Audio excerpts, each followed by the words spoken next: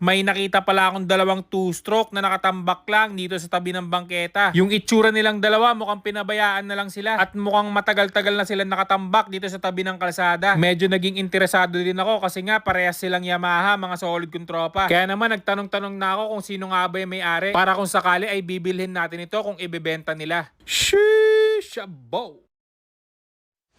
Ilang beses ko na kasi itong nadadaanan, mga solid kong tropa, at napansin ko na nakatambak lang talaga sila dyan sa bangketa. Kaya naman sa pagkakataong to, hinintoan ko na talaga sila at tinignan ko na. Yung itsura nila mukhang umaandar pa to bago sila pabayaan ng ganyan. Kasi nung tinignan ko siya ng malapitan, halos kompleto pa yung pyesa. Itong isang nakita ko ay may nakita pa akong tuti tank at baterya. Sadyang naluma na lang kasi nga nauulan na at naaarawan lang sila dito sa tabi ng kalsada. Pero yung itsura nga ng isang to ay mukhang umaandar pa talaga siya. Sadyang napabayaan na lang talaga. At kagaya nga ng sabi ko, mga solid kong tropa ay pares silang Yamaha. At yung itsura naman pala nitong isa ay mukhang pinangkakarera. Manipis kasi yung gulong, harap at likod. Tapos naka low rise handlebar pa. At napansin ko rin na naka single shifter siya. Siguro nga dati nga itong pinangangarera. Tapos napansin ko rin pala dito, mga solid kong tropa, yung head niya naka lighten na. Mukhang dati nga to talagang pinangangarera. Ano kaya nangyari sa kanilang dalawa? Bakit naging ganito na lang sila ngayon? Kaya naman para masagot na yung katanungan ko, ipagtatanong-tanong na natin. Itatanong natin kung sino nga ba may-ari nitong dalawang two-stroke na to. At bakit nga ba sila nakatambak ng ganyan at pinabayaan na lang? At itatanong na rin natin kung ibinebenta nga ba sila. At sa pagtatanong-tanong nga natin ay eto, natuntun nga natin yung kakilala ng may-ari. Ang sabi niya sa atin ay taga dito lang daw sa looban at ito nga sinamahan niya nga